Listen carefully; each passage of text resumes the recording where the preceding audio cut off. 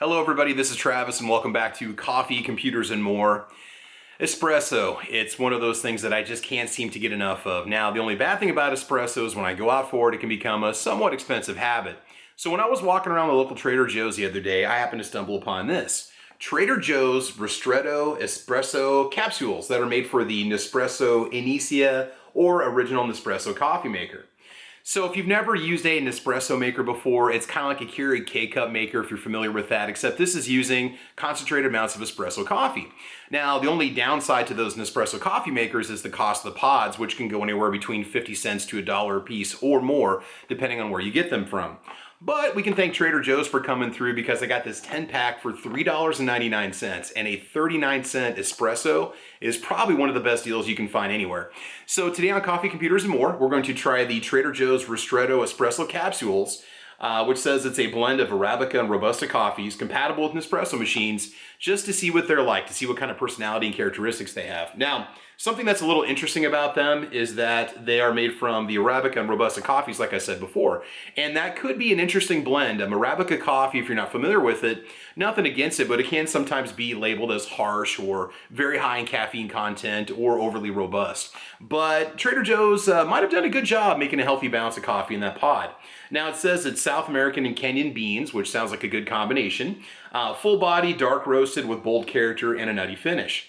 All right, so we're gonna go and try it out. So we're gonna show you the difference between the pods here and your more traditional tin or aluminum style Nespresso pods. We're gonna go ahead and brew some up. Now Ristretto, the way that I understand the definition of Ristretto, I could be wrong, it's 15 milliliters or basically half ounce of water that gets pushed through your espresso maker. So we're gonna go ahead and brew this up with 15 milliliters of water, of purified water, and we will go ahead and do a taste test and see how it is. So let me show you the differences between the pods because there's something that I think you need to know about them if you are a fan of the Nespresso coffee makers or espresso makers. All right, let's go ahead and check it out. All right, so at the back here we have your traditional Nespresso pod. They're usually made out of like aluminum. And then in the front, we've got your Trader Joe pods. So one of the big things I noticed initially is that the Trader Joe pods are made out of plastic.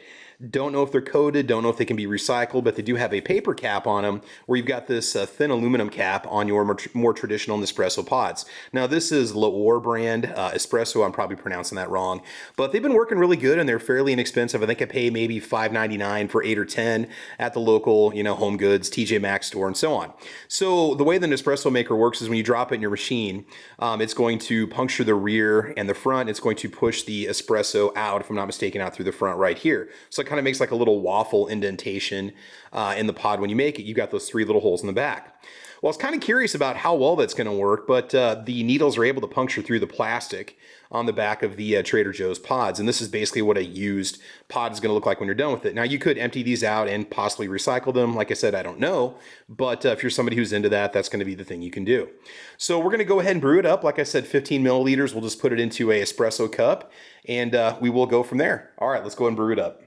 Okay, so something else you should know. When you put your Nespresso pod in here, it's typically going to fall right in and you can close the lid, you're all set to go.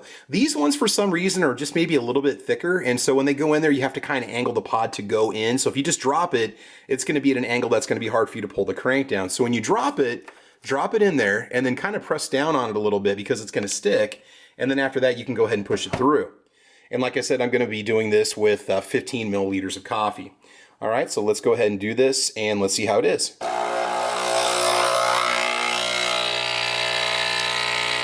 Okay, it's got a nice crema that's coming out on top, always a good sign. Not a lot in there. Now here's the thing, you can brew this to taste. You could do 30 milliliters, 1 ounce, or you could do, 60 milliliters, roughly 2 ounces basically, and you can get it set to whatever taste you like. So we're gonna keep it basically as it's intended, which is 15 milliliters of water. All right, let's go and try it and see how it is.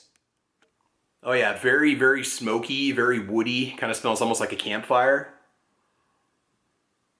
Almost kind of fruity, it's interesting, almost like a little essence of blueberries there in the back end. All right, and the taste?